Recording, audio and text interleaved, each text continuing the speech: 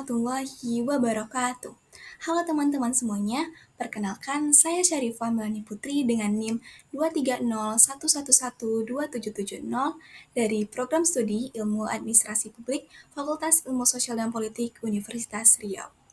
Pada video kali ini, saya akan membahas mengenai resensi jurnal Birokrasi dan Governansi Publik yang telah saya analisis. Guna dibuatnya video ini adalah untuk memenuhi tugas mata kuliah Birokrasi dan Governansi Publik yang diampu oleh Bapak Dr. Alfiandri Esos MSI. Adapun rincian jurnal yang saya resensi sebagai berikut. Jurnal yang saya resensi berjudul The Third Wave of Public Administration, The New Public Governance. Jurnal ini ditulis oleh 3 orang penulis, yaitu Surunya, Sun Kigui, dan Siwei. Jurnal ini memiliki keywords, yaitu New Public Governance, New Public Management, and Public Administration. Pembahasan resensi jurnal kali ini dibagi menjadi 4 subbagian, yaitu yang pertama adalah sinopsis, yang kedua kelebihan, yang ketiga kekurangan, dan yang keempat analisis kritis. Baiklah, mari langsung saja kita bahas resensi jurnalnya. Pembahasan pertama yaitu sinopsis. Jurnal ini bersinopsis bahwa paradigma The New Public Management mengalami pergeseran dengan munculnya paradigma The New Public Governance sebagai paradigma baru dalam administrasi publik. Paradigma baru tersebut menandai adanya gelombang ketiga administrasi publik. Paradigma The New Public Governance ini muncul sebagai kritik terhadap teori administrasi publik tradisional yang menekankan pada impersonalisasi dan pelembagaan serta spesifikasi logika yang ketat. Paradigma The New Public Management menitik beratkan pada efisiensi dan penggunaan mekanisme pasar dalam manajemen pemerintahan yang menimbulkan ketidakjelasan akuntabilitas dan tanggung jawab dalam desentralisasi kekuasaan. Sehingga mulai menimbulkan pertanyaan dalam bidang administrasi publik dan praktiknya terhadap publik. The New Public Governance muncul sebagai paradigma baru dalam administrasi publik sebagai alternatif yang menekankan pada pluralisme, hubungan antar organisasi internal dan eksternal, pentingnya hubungan antara pemerintah dan masyarakat sipil, serta tata kelola organisasi yang memberikan perubahan besar reformasi sistem administrasi. Jurnal ini menyajikan perbedaan antara Old Public Administration, the New Public Management, New Public Service, and the New Public Governance.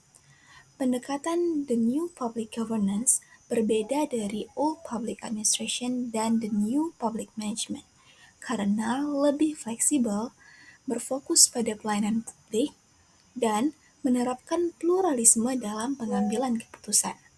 The New Public Governance menekankan penyebaran kekuasaan, koordinasi pemerintah, dan partisipasi lembaga publik serta sektor swasta untuk menyelesaikan masalah sosial yang kompleks. Jurnal ini juga menyoroti pentingnya tata kelola pemerintahan yang baik dalam mencapai administrasi publik yang efektif dan menyarankan reformasi dalam sistem politik Tiongkok atau Cina untuk mempromosikan demokrasi sosialis dan meningkatkan partisipasi warga negara serta memperkuat konstruksi organisasi sosial. Selanjutnya, masuk ke pembahasan yang kedua, yaitu kelebihan. Adapun kelebihan yang ada pada jurnal ini, yaitu yang pertama, jurnal ini memberikan wawasan mendalam mengenai evolusi paradigma administrasi publik menuju The New Public Governance, sekaligus kritik terhadap paradigma The New Public Management. Hal ini memperlihatkan adanya perubahan dalam praktik administrasi publik dan pentingnya hubungan antara pemerintah dengan masyarakat sipil. Yang kedua, jurnal ini mengusulkan teori pelayanan publik baru sebagai alternatif yang lebih efektif, serta membahas perbedaan dan memberikan pembanding yang jelas antara berbagai paradigma administrasi publik yang ada. Yang ketiga, jurnal ini memberikan wawasan tentang pentingnya reformasi sistem politik di Tiongkok untuk mempromosikan demokrasi sosialis dan melibatkan partisipasi masyarakat dalam proses politik. Ini memberikan perspektif yang kritis terhadap praktik administrasi publik yang ada.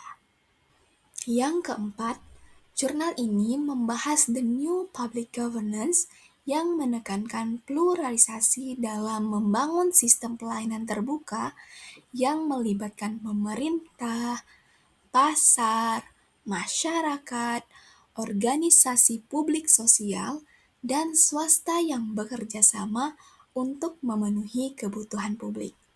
Yang kelima, jurnal ini juga menekankan perlunya penerapan inklusif dan pluralistik dalam memahami peran berbagai aktor sosial dalam penyelenggaraan dan pengembangan teori administrasi publik yang lebih holistik dan kontekstual.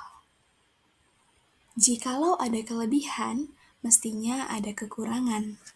Adapun kekurangan yang saya dapati dari jurnal ini, yang pertama ialah kurangnya pembahasan secara mendalam mengenai penerapan atau studi kasus paradigma yang konkret, dan tantangan-tantangan yang dihadapi dalam penerapan paradigma The New Public Governance, serta implementasi praktis dari teori-teori administrasi publik yang ada.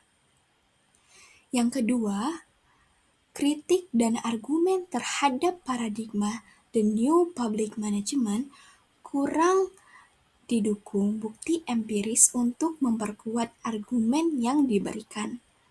Yang ketiga, kurangnya analisis yang lebih komprehensif tentang kelebihan dan kekurangan dari paradigma yang dibahas.